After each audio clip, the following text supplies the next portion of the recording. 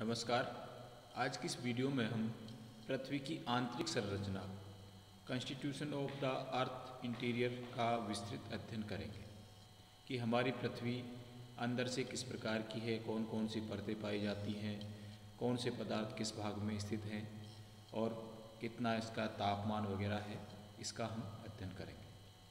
पृथ्वी की आंतरिक संरचना कैसी है, विविध गहराइयों पर तापमान, घनत्व, चट्टानों का स्वरूप, रासायनिक संगठन आदि का स्वरूप कैसा है इत्यादि प्रश्नों का संतोषजनक व प्रामाणिक उत्तर ढूंढने के लिए विद्वान सदैव प्रयत्नशील रहे हैं।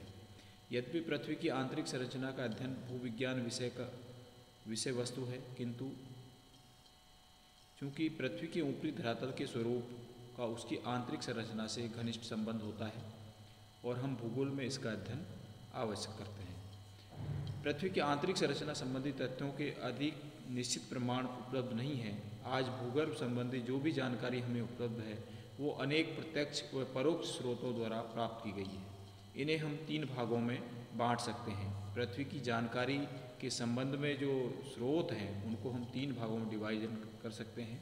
पहला है अप्राकृतिक स्रोत, जिसमें घनत्व, दबाव और तापक्रम आता है।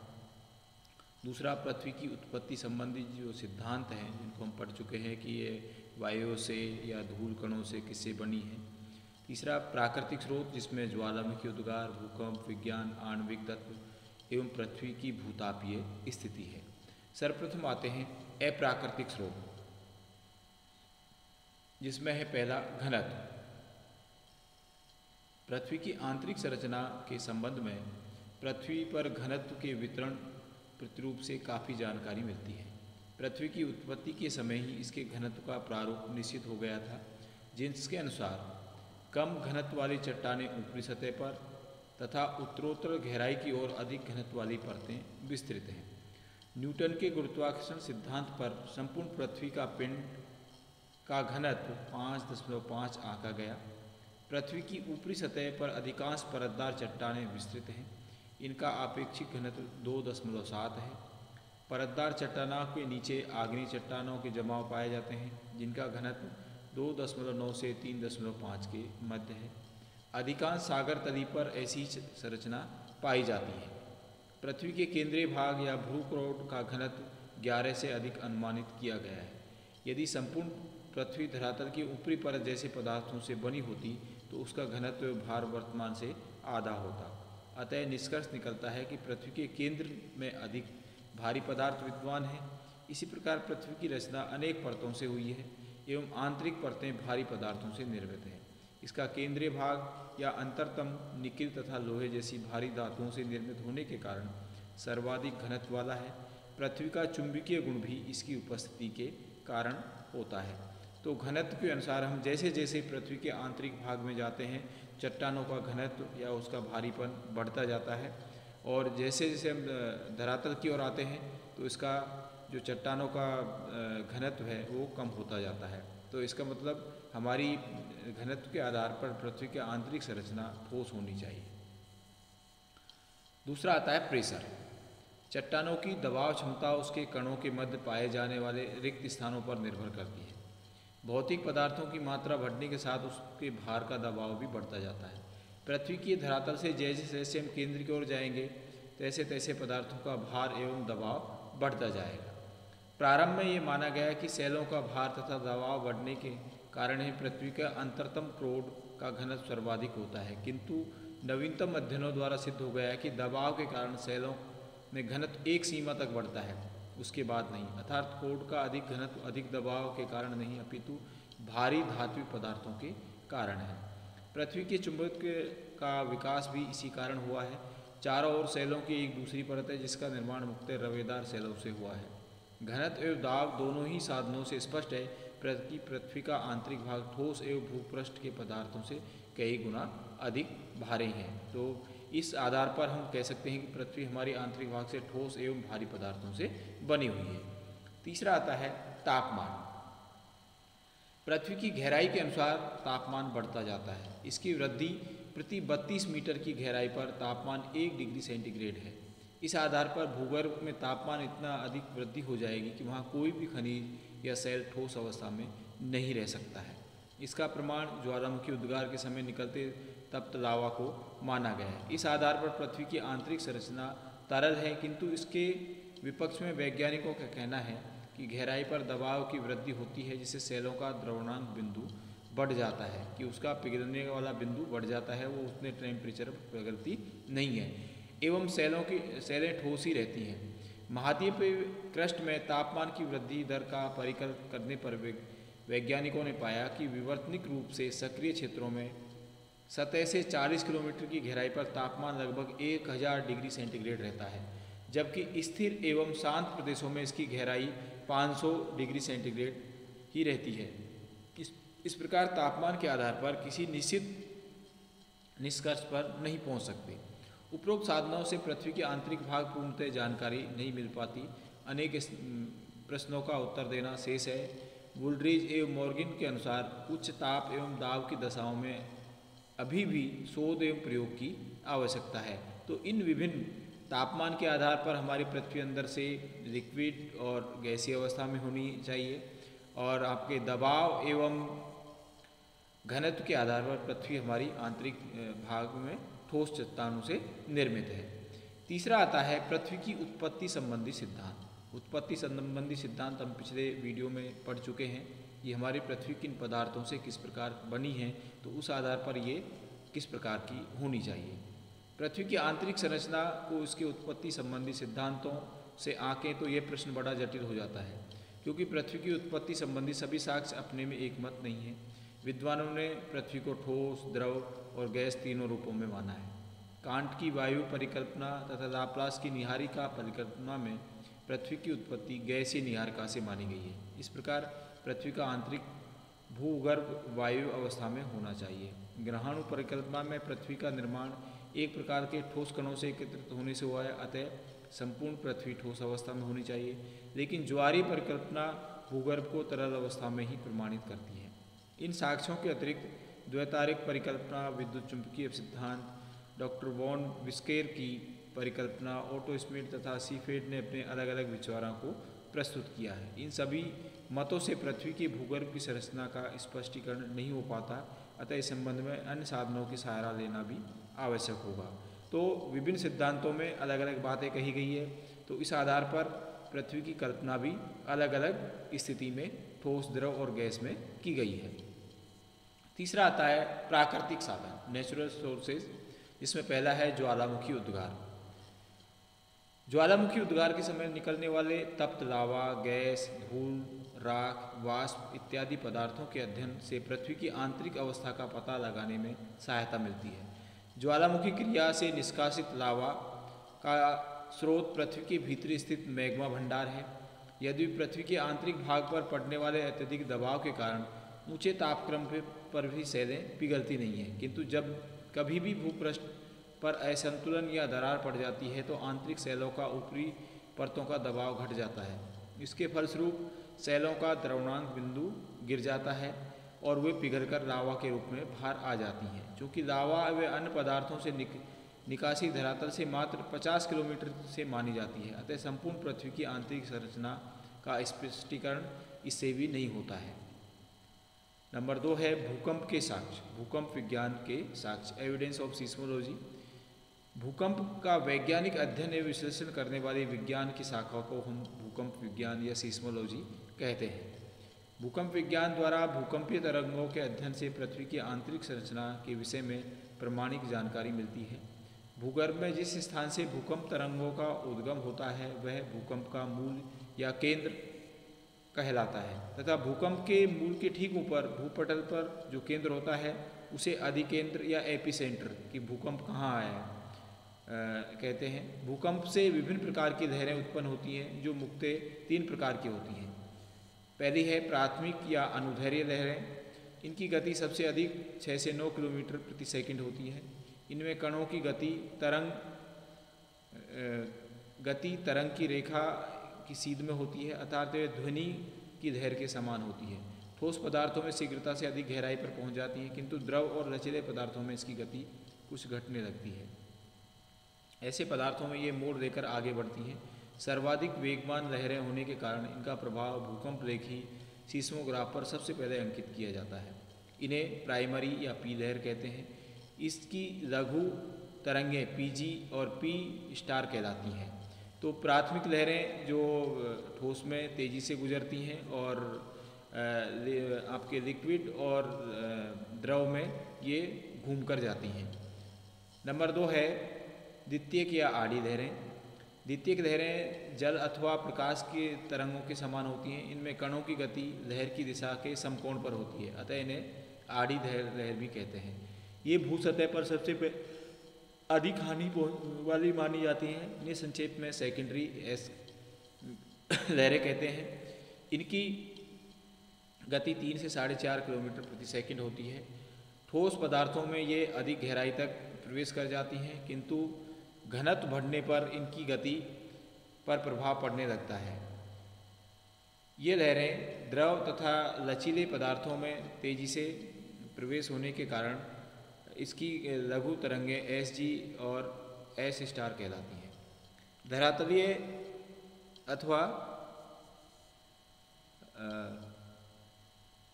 आड़ी लहरें, ये लहरें धरातल के ऊपरी भाग पर ही सीमित रहती हैं। इनका प्रभाव भूकंप की विशेष विनाशकारी रहता है। इनकी गति लगभग 2 किलोमीटर प्रति सेकंड होती है। ये पृथ्वी के भीतरी भाग में प्रवेश नहीं कर पाती। इन्हें भूपृष्ठ के बारे में विशेष जानकारी प्राप्त नहीं होती, अतः इन्हें एल लहरें के भी कहते हैं। इन लहरों को सर्वाधिक लंबा मार्ग तय करना पड़ता है तथा ये इनकी गति कम होती है। भूकंपीय तरंगों द्वारा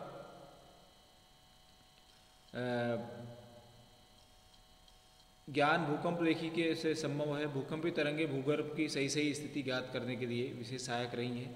प्राथमिक लहरें पृथ्वी के भीतरी भागों तक प्रवेश कर जाती हैं, किंतु जैसे जैसे आंतरिक भाग की ओर जाती हैं इनकी दिशा वक्राकार होती जाती है। पृथ्वी के केंद्रीय भाग में ये अधिक तेजी से आवर्त की भांति मोड़ खाती हैं। यहाँ इनकी गति धीमी हो जाती है। इस केंद्रीय भाग में दूसरी ओर जाने पर ये पुनः अधिक वक्राकार मार्ग लेकर अपेक्षाकृत तेजी से पृथ्वी की दूसरी ओर चली जाती है। इनके विपरीत द्वितीयक लहरें भूकंप के मूल के से 120 डिग्री मुड़कर किनारे की ओर फैल जाती हैं। ये नहीं तो एस लहरें भूकंप की ओर वक्राकार मार्ग से जाती हैं।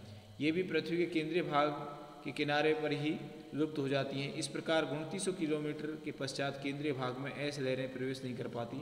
इससे ये सिद्ध होता है कि पृथ्वी के केंद्रीय भाग विशेष रूप से लचीला एवं द्रव जैसा व्यवहार करता है। यही नहीं है, आंतरिक भाग अधिक ऊंचे घनत्व, कठोरता और चुंबकीय पदार्थों के बना है। यहाँ लोहा, निकेल आदि पदार्थों की अधिकता का अनुमान लगाया जाता है। छाया क्षेत्र भूकंप तरंगों के भूगर्भ की ओर जाने पर वक्राकार मार्ग बनता है। आंतरिक भाग में एस तरंगें प्रवेश नहीं कर पाती और पी तरंगें भी यहाँ विशेष प्रकार से आवर्तन करके मोड़ लेती हैं। अतः भूकंप मूल केंद्र के दोनों ओर पृथ्वी के विपरीत भाग में किनारों की ओर ऐसा छाया क्षेत्र बन जाता है जहाँ की किसी प्रकार की तरंगों का प्रभाव नहीं रहता। इसे ही तरंग प्रभाव से मुक्त क्षेत्र भी या छाया क्षेत्र कहते हैं। गौण तरंगें कुछ विशेष प्रदेशों का विस्तृत अध्ययन करने पर विशेषज्ञों ने 3 नवीन प्रकार की गति वाली तरंगों की खोज की। इन्हें गौण लहरों का सीधा संबंध भूगर्भ के घनत्व के क्षेत्रों से है।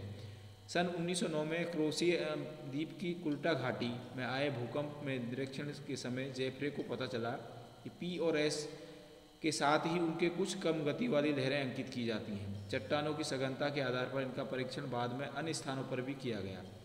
इन तरंगों को पीजी एसजी नाम दिया गया। पीजी तरंगों की गति धरातल पर 5.4 किलोमीटर प्रति सेकंड तथा एसजी तरंगों की गति 3.3 किलोमीटर प्रति सेकंड आंकी गई।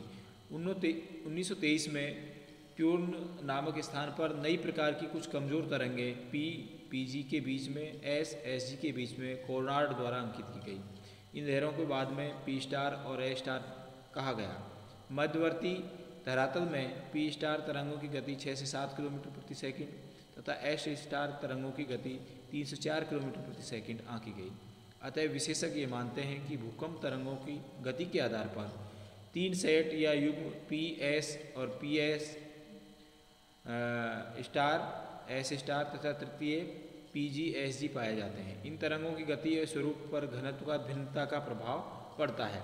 अतः भूकंपीय लहरों के अध्ययन के आधार पर पृथ्वी के आंतरिक भाग को मोटे तौर पर चट्टानों के घनत्व के स्वरूप के आधार पर 4 परतों में बांटा जाता है। ऊपरी परत सन 1909 में क्रोएशिया में आए भूकंप तथ्यों के विशेष तरंगों PGSG के अन्य भागों का अध्ययन कर पता लगाया कि धरातल की ऊपरी परत में ग्रेनाइट जैसी चट्टानें अधिक पाई जाती हैं। यहाँ का घनत्व 2.7 है। इसकी ऊपरी सतह अर्थात भूपृष्ठ पर परतदार चट्टानों का आवरण पाया जाता है। तो ये भूकंप तरंगों के आधार पर परतों का खुलासा किया गया।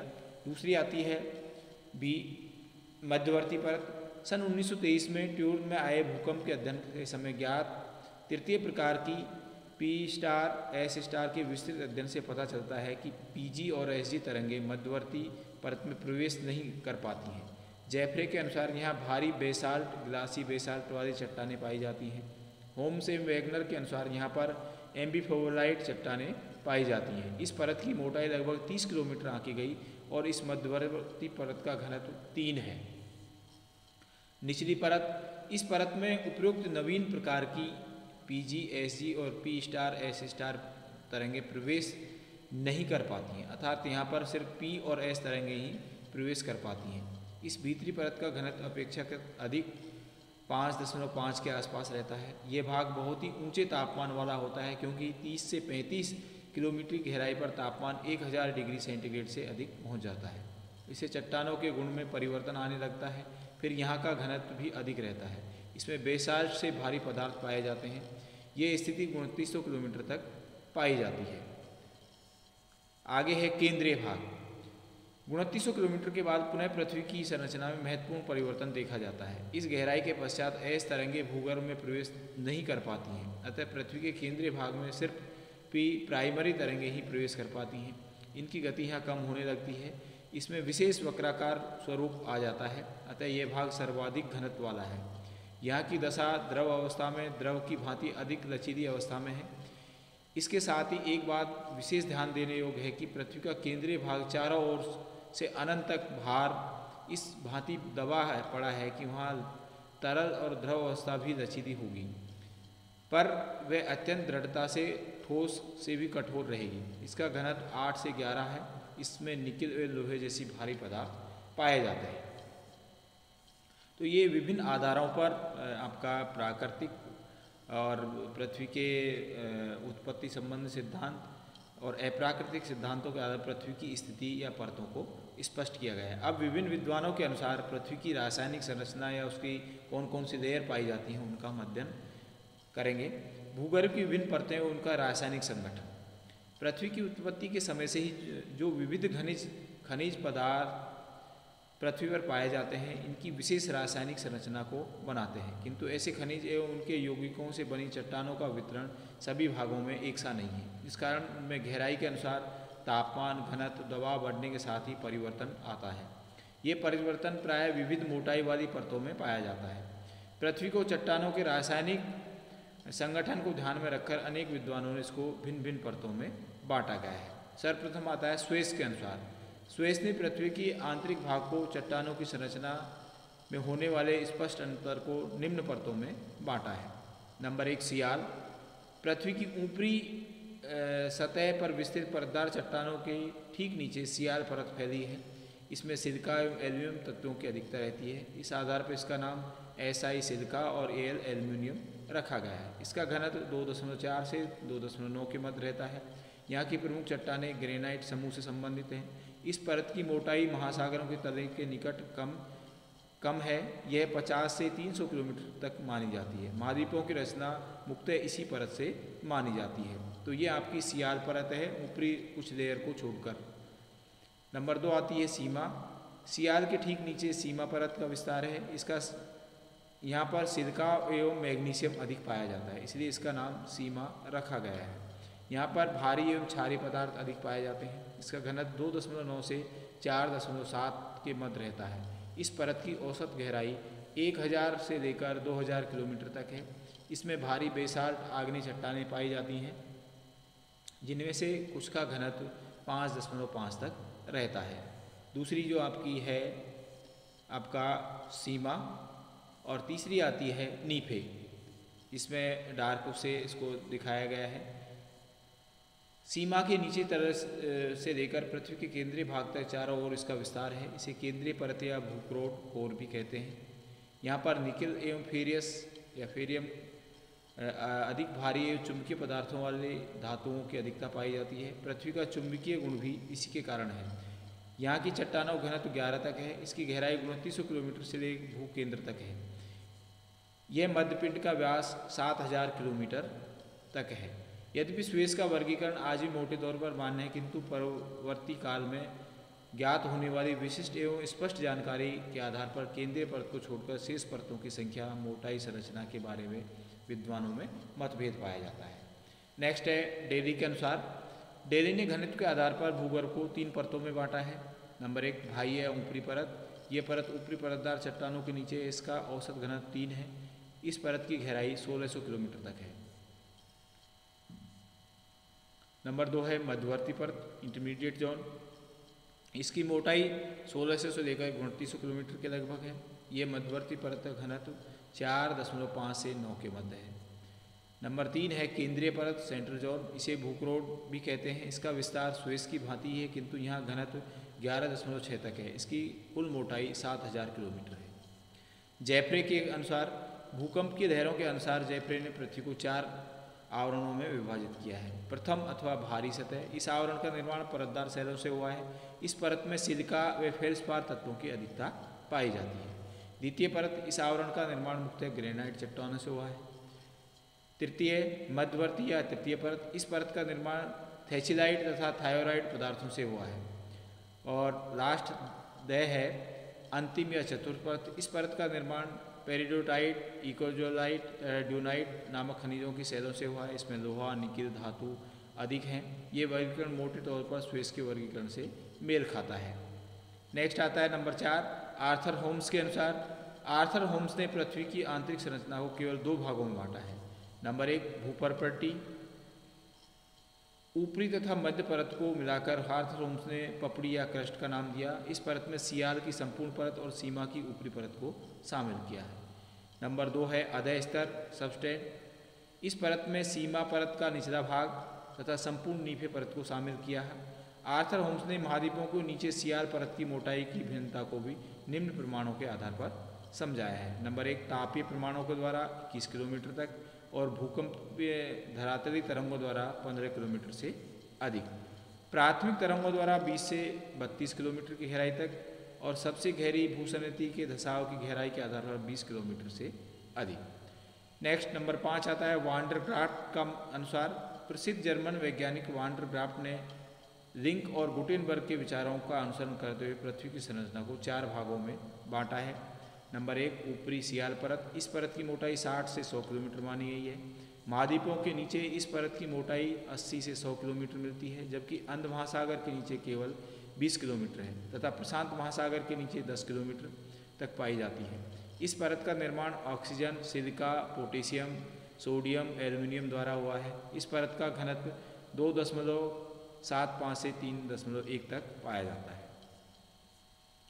नेक्स्ट आंतरिक सियाल परत, मेंटल। इस परत की गहराई 100 से लेकर 1150 किलोमीटर तक मानी है। इसका निर्माण मुख्यतः ऑक्सीजन, सिलिकेट, मैग्नीशियम, लोहा, कैल्शियम आदि से हुआ है। इसका निचला भाग सीमा कहलाता है। 100 किलोमीटर की गहराई तक इस परत के पदार्थों का घनत्व 3.1, परंतु गहराई बढ़ने के साथ भी घनत्व बढ़ता जाता है। परत के अंतिम भाग में लगभग 1150 किलोमीटर के निकट पदार्थों का घनत्व 4.75 तक पाया जाता है। ये आपका डायग्राम दे रखा है। उसके नेक्स्ट आता है सिलिकेट एवं मिश्रित धातु। इस परत पर ऊपरी भाग सीमा और नीचे का भाग धातु मिश्रित पदार्थों से बना है। ये परत 1150 किलोमीटर से 2900 किलोमीटर की गहराई तक पाई जाती है। इसमें पाए जाने वाले पदार्थों में लोहा, डायोराइड, मैग्नीशियम प्रमुख हैं। इस परत के पदार्थों का घनत्व 4.75 से 5.8 तक पाया जाता है। नेक्स्ट आता है नाभि केंद्र। पृथ्वी के केंद्र में 2900 किलोमीटर से 6378 किलोमीटर के केंद्र को भारी भाग भारी धातु से निर्मित है। इस केंद्र की ऊपरी सतह पर 7.8 तथा नीचे 11.0 तक घनत्व पाया जाता है। यहाँ पर मुख्यतः लोहा और निकिल धातुएं पाई जाती हैं। तो ये आपके वांडरग्राफ्ट के अनुसार इसकी 4 परतें बताई गई हैं, डायग्राम में भी दिखाया गया है उसका। ऊपरी सियाल परत, भीतरी सिलिकेट या मेंटल परत, मिश्रित मंडल और मध्यपिंड। अब आता है आपके गुटेनबर्ग तथा मोहरोविसिस का विचार के अनुसार पृथ्वी की आंतरिक संरचना या परतें कौन कौन सी हैं। इस वैज्ञानिकों ने भूगर्भ को 5 परतों में विभाजित किया है। नंबर 1, अवसादी चट्टानों की परत। ये परत धरातल की ऊपरी पिछी परत चट्टानों से निर्मित है। स्थल पर ये निरंतर और महासागरों में अनियमित रूप से छिछले भागों में पाई जाती है। नंबर 2 है ग्रेनाइट चट्टानों की परत। इन विद्वानों के मतानुसार समस्त महाद्वीप ग्रेनाइट चट्टानों से निर्मित है। गहरे महासागरों में इस प्रकार की सैलानी नहीं पाई जाती। अवसादी तथा ग्रेनाइट परतों भी सम्मिलित मोटाई 15 से 30 किलोमीटर के बीच पाई जाती है। इसे भूपटल का ऊपरी भाग भी कहते हैं। ये आपकी परतदार ग्रेनाइट। नंबर 3 है अल्प सिलिका या मोहरोविसिस परत, सिलिकेट परत। मोहरोविसिस ने धरातल से लगभग 33 किलोमीटर की गहराई पर भिन्नता तल का पता लगाया है। निचली क्रस्ट तथा ऊपरी मेंटल के मध्य ये परत असंबद्धता पैदा करती है। ये ग्रेनाइट परत और मिश्रित धातु पिंड के बीच के स्थित है। इस परत को मोह असंबद्धता, मोह डिसकंटिन्यूटी भी कहते हैं। क्रस्ट के निचले भाग में भूकंपीय लहरों की गति में अचानक वृद्धि हो जाती है। इस तल में पी लहरों की गति 6.9 किलोमीटर प्रति सेकंड होती है, जो नीचे अचानक 8.1 किलोमीटर प्रति सेकंड हो जाती है। नेक्स्ट है अल्प सिलिका वाली परत, मिश्रित मंडल। इस परत की खोज गुटेनबर्ग द्वारा की गई, अतः इसे गुटेनबर्ग परत भी कहते हैं। ये परत भूक्रोड और अल्प सिलिका परत के मध्य पाई जाती है। इस परत में भारी एवं अधिक घनत्व वाले खनिज पाए जाते हैं। नेक्स्ट है भूक्रोड या धातुपिंड। यह पृथ्वी का केंद्रीय मंडल है जिसको भूक्रोड के नाम से जानते हैं। इस भारी भाग में भारी धातु खनिजों की अधिकता है। इस परत की गहराई 2900 किलोमीटर से अधिक तक है। इसका घनत्व 11 से लेकर 14 तक माना गया है। उपयुक्त वर्णन से स्पष्ट है कि पृथ्वी की और उसकी गहराई के मध्य विद्वानों का एक मत नहीं है। भूकंपीय लहरों के आधार पर पृथ्वी की आंतरिक परतों का एक सरल रूप निम्न प्रकार हो सकता है। नंबर 1, स्थलमंडल। ये पृथ्वी की ऊपरी भाग है जो सियाल परत के नाम से जाना जाता है, जिसमें ग्रेनाइट चट्टानों की अधिकता पाई जाती है। इस भाग में मुख्यतः सिलिका, एल्युमिनियम मिश्रित पदार्थ पाए जाते हैं। इस परत की मोटाई 100 किलोमीटर आंकी गई है। इस परत की चट्टानों का घनत्व 2.6 है। उत्तप्त मंडल। इस आवरण को मिश्रित मंडल भी कहते हैं। इस परत में बेसाल्ट की अधिकता तथा घनत्व 3.5 से 5 तक है। इस परत की मोटाई 2900 किलोमीटर तक है। नंबर 3 है गुरुमंडल। इस परत की मोटाई 2900 किलोमीटर से केंद्र तक है तथा घनत्व 8 से 14 तक है। इसके निर्माण में लोहा तथा निकल धातुओं की अधिकता है। लेटेस्ट जो नवीन मान्यताएं हैं उसके अनुसार पृथ्वी के आंतरिक भाग की संरचना के विषय में उपयुक्त मान्यताएं अब परंपरागत मानी जाती हैं। वर्तमान में भूकंप विज्ञान में भूकंप तरंगों की गति के अध्ययन के आधार पर पृथ्वी के आंतरिक भाग को 3 भागों में बांटा जाता है। क्रस्ट पृथ्वी का वह तल जिस पर जैव सागर बसा है, इसी से निर्मित है तथा 2 भिन्न परतें पाई जाती हैं। सागरी तल। विश्व के धरातल के 79% भाग पर सागरी तल का विस्तार है। यह धरातल अधिकांशतः भारी आग्नेय चट्टानों प्राय समान संरचना वाला है। इसकी मोटाई 6 से 10 किलोमीटर मानी गई है। दूसरा इसी का भाग है महाद्वीपीय तल। यह तल 25 से 50 किलोमीटर की मोटाई में महाद्वीपों के नीचे पाया जाता है। इसकी संरचना सर्वत्र एक समान नहीं है। इसकी ऊपरी परत प्राय अवसादी व आग्नेय शैलों से निर्मित है। यहाँ निचले एवं मध्य भाग में आग्नेय एवं कायांतरित चट्टानें पाई जाती हैं। इसमें मैग्मा चैम्बर भी शामिल है। इसके नीचे का भाग भूकंपीय एवं अस्थिर क्षेत्र है। महाद्वीपीय तल के बाद में आता है मेंटल। भूपर्पटी या क्रस्ट के नीचे का भाग मेंटल कहलाता है। इसमें पृथ्वी का अधिकांश आयतन पाया जाता है। इसका औसत घनत्व 4.5 है। इससे स्पष्ट है कि यह भाग क्रस्ट की अपेक्षा भारी चट्टानों से निर्मित है। इस भाग में सिलिकेटों की अधिकता पाई जाती है। इसमें मैग्नीशियम और लोहा धातु भी मिलती है। इस भाग में प्राथमिक तरंगों की गति 8.1 किलोमीटर प्रति सेकंड हो जाती है। मेंटल की मोटाई पृथ्वी के अर्धव्यास से अधिक आदि 3000 किलोमीटर तक है। भूकंपीय लहरों की गति के आधार पर मेंटल को 2 भागों में बांटा जाता है। ऊपरी मेंटल, जैसा कि ऊपर वर्णन किया है, भू तल के निचले भाग से ऊपरी मेंटल के मध्य भूकंपीय लहरों की गति में परिवर्तन हो जाता है। अतः क्रस्ट और ऊपरी मेंटल के मध्य चट्टानों की रचना में घनत्व स्वरूप में अनियमित रूप स्थिति पाई जाती है। ऊपरी मेंटल की मोटाई भूतल के निचले भाग से 500 किलोमीटर तक मानी गई है। ऊपरी मेंटल व निचले मेंटल के बीच संक्रमण क्षेत्र पाया जाता है। नेक्स्ट है निम्न मेंटल, लोअर मेंटल। निम्न मेंटल की परत की मोटाई 2200 किलोमीटर मानी गई है। इस भाग में तापमान बहुत ऊंचे रहते हैं। इस भाग में एस तरंगों के प्रवाह से पता चलता है कि यह निश्चित रूप से ठोस भाग है। यहाँ का घनत्व में क्रम से वृद्धि एवं दबाव अधिकता के कारण भूकंपीय तरंगों की गति अधिक पाई जाती है।